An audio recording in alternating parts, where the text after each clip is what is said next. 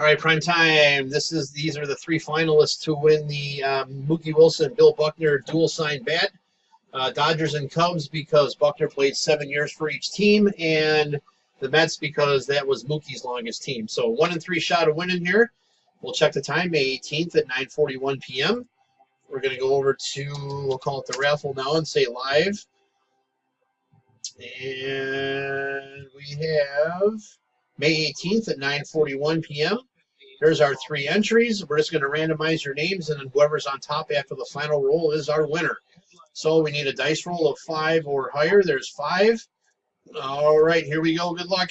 1, 2, 3, 4. Last and final. Here we go. Good luck. And it is Juan Gonzalez. You are the winner of the Mookie Buckner dual sign bat. So there is our verification code, our timestamp. Once again, May 18th, 9:42 p.m. That's it, guys. Thanks.